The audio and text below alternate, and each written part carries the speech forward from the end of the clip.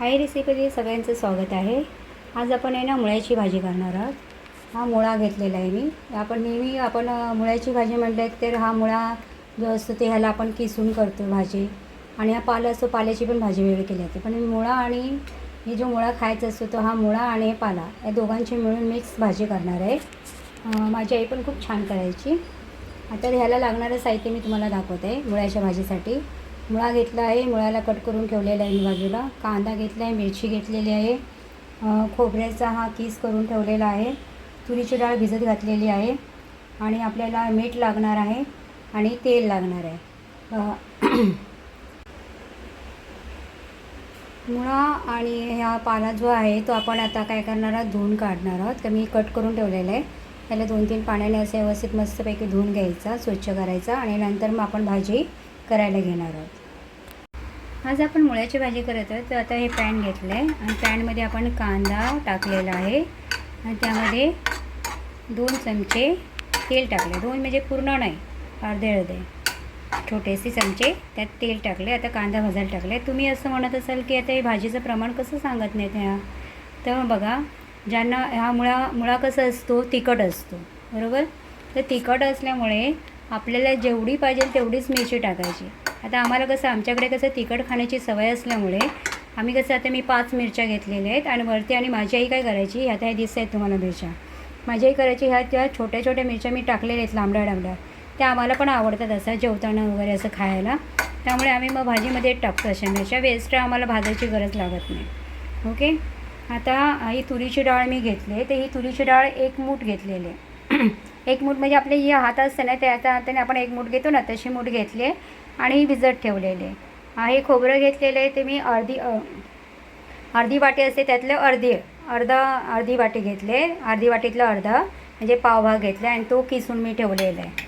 Okay, ओलं खोबरं आहे, हे ओलं खोबरं पण चालतं, सुकं खोबरं पण चालतं, याला असं काही प्रॉब्लेम येत नाही, कारण आपल्याला भाजीमध्ये थोडंच म्हणजे थोडंच टाकायचं, जास्ती नाही टाकायचं असतं।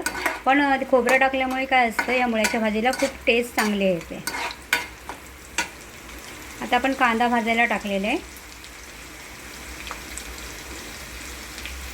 थोडासा कांदा जर लाल असा झाला की मग त्यामध्ये आपण मिरची टाकणार आहोत।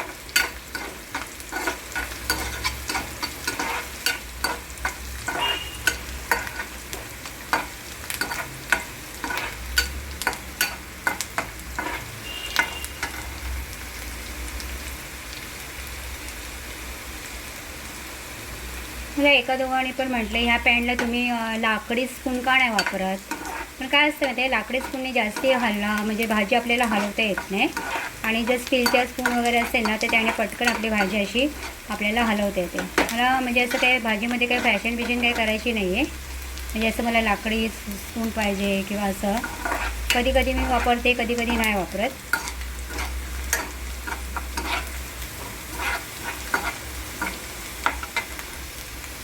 भाजी चांगली होण्याशी मतलब आहे माझं फक्त, बाकी दुसरं काही नाही। आता याच्यामध्ये आपण मिरच्या ॲड करतो आहे।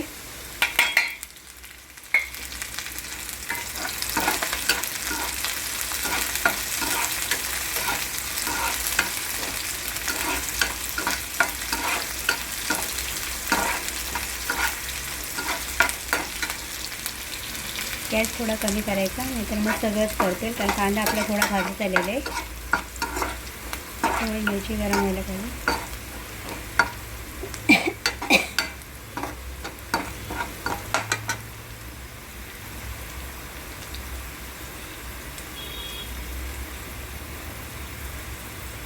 तर यामध्ये जी आपण भिजत घातलेली डाळ आहे ती प्रथम ॲड करायची, कारण काय आहे माहिती आहे, आपल्याला ती भिजत घातलेली डाळ आहे ना, ती पटकन शिजते, त्यामध्ये थोडं पाणी असतं, ते त्यामध्ये म्हणून त्यामध्ये टाकायचे ह्याच्या या मिरचीमध्ये,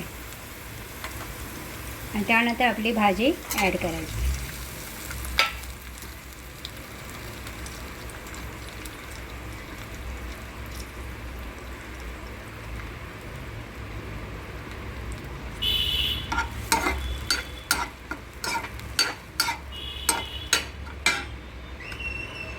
बघा, भाजी म्हणजे आपली जी भिजत घातलेली डाळ पूर्ण भिजली आहे, तिला शिजायला जास्त वेळ लागणार नाही आपल्याला। तर ह्यामध्ये आपण जे भाजी धुवून ठेवलेले आहे, साफ करून ठेवलेले आहे, तर त्या भाजीला आपण ह्याच्यामध्ये ॲड करणार आहोत, टाकणार आहोत. थोडी थोडी टाकून मांडायची. मुळ्याची भाजी आहे ना, म्हणजे इतर भाज्या कशा असतात, जर आपण भाजी करायला घेतलं ना तर त्या भाज्या आहे ना शिजल्यानंतर आहे ना एकदम कमी होतात. एकदम म्हणजे किती 2 जुड्या केल्या असल्या तर एवढं थोडंसंच होतं. पण मुळ्याची भाजी अशी असते की तुम्ही म्हणजे एक जरी मुळा घेतला ना तर त्याची भरपूर भाजी होते. त्यामुळे ती काय अशी इतर भाज्याप्रमाणे एकदम असे आकुसून एकदम कमी होत नाही, जास्ती होते भाजी.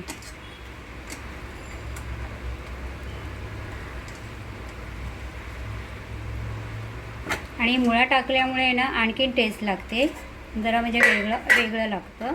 बघा तुम्ही पण करून बघा आणि नंतर मला सांगा कशी लागते भाजी. काही लोक हे मुळा टाकत नाही त्याच्यामध्ये, कारण मुळा किसतात आणि मग त्याला फोडणी देतात आणि मग ते वेगळी भाजी करतात. माझी आई ते पण भाजी बनवायची. म्हणजे हा पांढरा मुळा असतो ना, आपण सलाद म्हणून खातो, तर त्या मुळ्याला पण आई काय करायची, किसायची आणि त्याची भाजी बनवायची मस्तपैकी किसून. ते पण मी कधी तुम्हाला दाखवेन करून.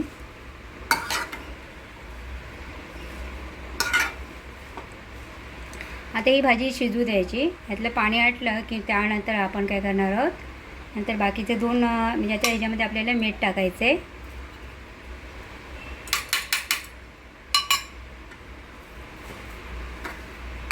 आणि आता आपलं फक्त एकच गोष्ट ह्यामध्ये टाकायची राहिलेली आहे, जे आपण किसून ठेवलेलं खोबरं. पण ते कधी टाकायचं, पूर्ण भाजी शिजल्यानंतरच, आधी नाही टाकायची, नाहीतर मग ते आपली ग्रेव्हीची भाजी असते ना त्याप्रमाणे होते. जरा शिजू द्या. आता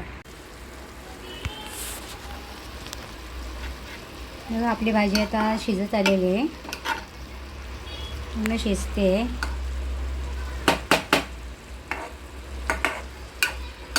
थोडंसं पाणी आहे, तर या थोड्याशा पाण्यामध्येच आपल्याला हा जो आपण किसून ठेवलेला खोबऱ्याचा किस आहे तो पूर्ण ॲड करायचा. पूर्ण त्यामध्ये टाकायचा आणि मग सगळ्या भाजीला पूर्ण आपण ही भाजीमध्ये मिक्स करून टाकायचं.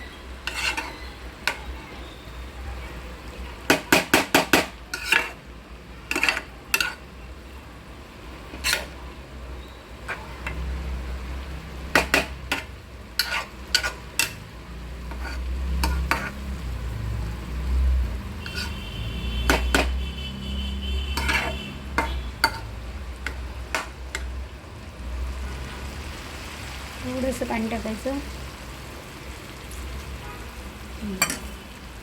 आणि त्याला वाफ भेटली पाहिजे ना. आपलं पाणी पूर्ण टाकलं होतं भाजीतलं.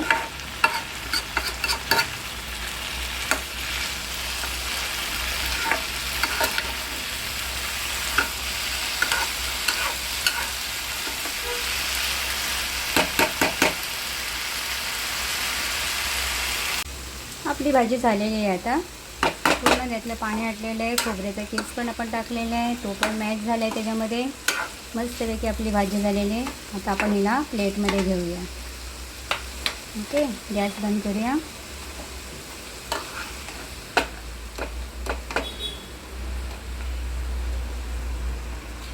हिला प्लेटमध्ये काढून दाखवते.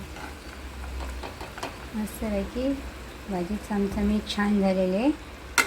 आणि मुळा काय टेस्टीच असतो, कारण सलाद आहे, तर सलाद आपण असं कच्चं पण खातो ना सलाद, त्यामुळे हा मुळ्याला जास्ती आपल्याला शिजवावं नाही लागत.